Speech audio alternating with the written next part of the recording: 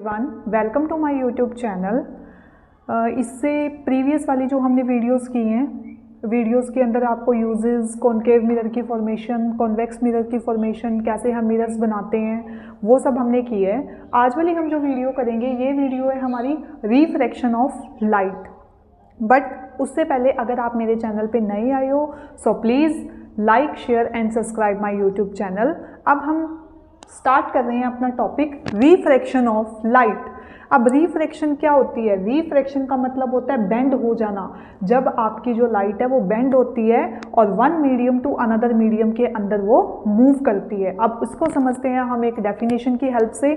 The change of direction of light passing from one transparent medium to another.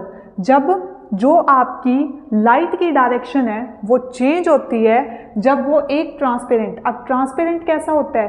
Transparent light जो हमारी window वाले mirrors होते हैं, not a black, white in colour, वो वाले जो हमारे मिरर्स होते हैं वो कैसे मिरर्स होते हैं? ट्रांसपेरेंट, जिनमें से हम देख सकते हैं आर पार। और उसमें से क्या होता है? लाइट जो है वो पास होती है वन मीडियम टू अनदर। उसको हम क्या बोलते हैं? Refraction of light. Cause of refraction, speed of light change when it enter one medium to another। अब इसका कारण क्या है? रिफ्रैक्शन में क्या होता है? जो लाइट की स्पीड होती है वो चेंज होती है कब? जब वो एंटर करती है वन मीडियम टू अनदर, एक मीडियम से दूसरे मीडियम के अंदर। सबसे पहले हम इसको समझेंगे एक डायग्राम की हेल्प से। ये है हमारे पास डायग्राम। कोई भी इंसिडेंट रे आती है, ये मीडियम वन एयर मीडियम है और मीडियम टू आपका जो है वो ग्लास मीडियम है। अब इंसिडेंट लाइन आई है, वो स्ट्राइक करेगी ट्रांसपेरेंट मीडियम के ऊपर और यहाँ से हल्की सी वो टिल्ट हो जाएगी, बेंड हो जाएगी। बेंड होने का क्या मतलब है? कि उसके अंदर रिफ्रैक्शन आई है और उसके अकॉर्डिंग हमने किसको ड्रॉ किया है? नॉर्मल। और यहाँ पे नॉर्मल के साथ एंगल ऑफ इंसिडेंस बनेगा, यहाँ पे नॉर्मल के साथ एंगल ऑफ रिफ्रैक्शन बनेगा। तो एयर टू ग्लास मीडियम में कैसे उसने ट्रैवल किया है और कैसे वो लाइट ट्रैवल हुई है। अब हम समझते हैं इसको कुछ एग्जांपल्स की हेल्प से। Some example of refraction. अब रिफ्रैक्शन के एग्जांपल क्या होते हैं?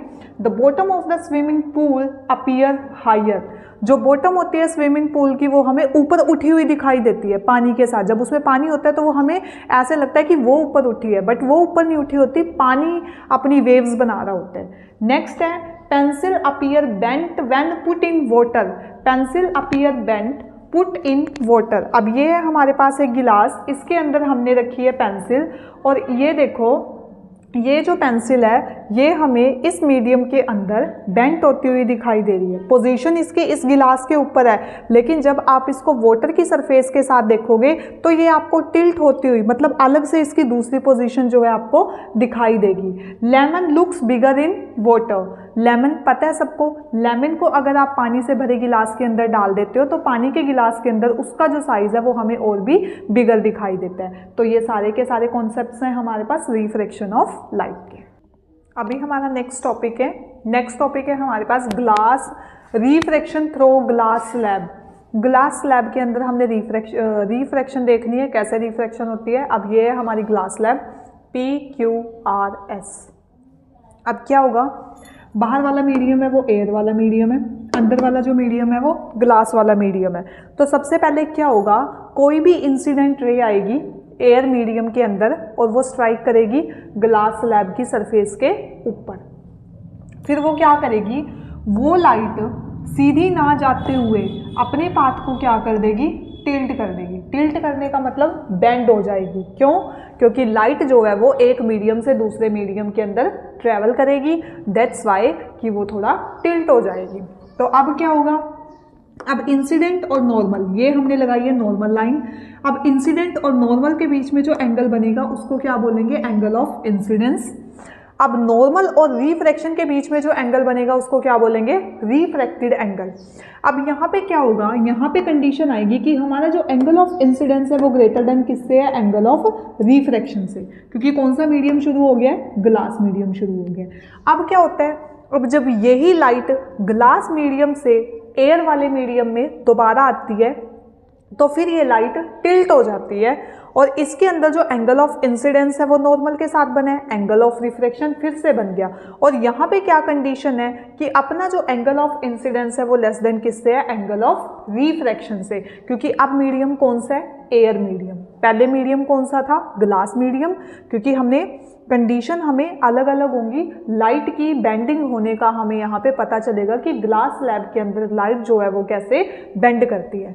अब जहाँ पे ये लाइन जो डॉटेड लाइन है आपकी और ये जो सॉलिड लाइन है, इन दोनों लाइन के बीच का आपका जो डिस्टेंस है उसको मैं मान लेती हूँ x, और उसको बोलते हैं डिस्प्लेसमेंट। डिस्प्लेसमेंट और लेटरल डिस्प्लेसमेंट।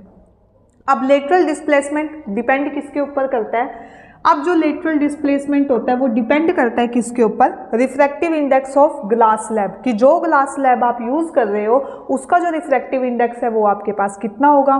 देन आएगी thickness of a glass slab, कि आपकी जो ग्लास स्लैब है उसकी थिकनेस कितनी है, कितनी थिकनेस ज़्यादा होगी, कितनी थिकनेस कम होगी। अगर थिकनेस ज़्यादा होगी तो लेटरल डिस्प्लेसमेंट भी ज़्यादा होगी, थिकनेस कम होगी तो लेटरल डिस्प्लेसमेंट भी वहाँ पे कम होगी। नेक्स्ट जो टॉपिक है वो हमारे पास आता है लॉज ऑफ रिफ्रैक्शन। अब लॉज ऑफ रिफ्रैक्शन क्या होते हैं, लॉज ऑफ रिफ्रैक्शन अभी यहाँ तक तो हमने देखा है कि रिफ्रैक्शन करते कैसे हैं। अब जैसे हमने रिफ्लेक्शन के लॉज पढ़े थे ऐसे ही हम रिफ्रैक्शन के लॉज पढ़ेंगे।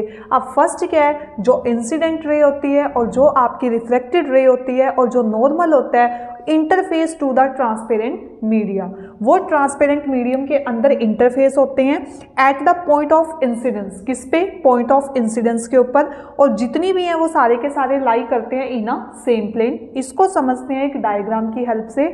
हमारे पास है ये आई इंसिडेंट लाइट और ये यहाँ जाके रिफ्रैक्ट हो जाती है, इसको बोलेंगे रिफ्रैक्टेड लाइट। ये मीडियम 1 है और ये मीडियम 2 है, और ये जो लाइन है ये हमारे पास नॉर्मल वाली लाइन है। ठीक है जी, तो ऊपर क्या बना नॉर्मल के साथ एंगल ऑफ इंसिडेंस, नीचे क्या बना एंगल ऑफ रिफ्रैक्शन। अब इन दोनों का जो इंटरफेस मीडिया है वो कौन सा मीडियम है, ये वाला इंटरफेस, और ये सारे के सारे एक दूसरे के अंदर लाई करते हैं। और बीच में जो पॉइंट है जहाँ पे सारी की सारी रेज आ रही हैं और जा रही हैं उसको हम क्या बोलते हैं, पॉइंट ऑफ इंसिडेंस, और ये सारी की सारी एक ही प्लेन के अंदर लाई करेंगी। और इसका दूसरा लॉ है हमारे पास स्नेल्स लॉ, वो हम करेंगे अभी। लॉज ऑफ रिफ्रैक्शन का जो दूसरा पॉइंट था हमारे पास वो क्या है, स्नेल्स लॉ। अब स्नेल्स लॉ क्या बोलते हैं, the ratio of sine of angle of incidence to the sine of angle of refraction is constant, कि जो आपके पास साइन एंगल होता है किसका, रिफ्रैक्शन का, और जो साइन एंगल होता है आपके पास इंसिडेंस का वो क्या होते हैं, कांस्टेंट।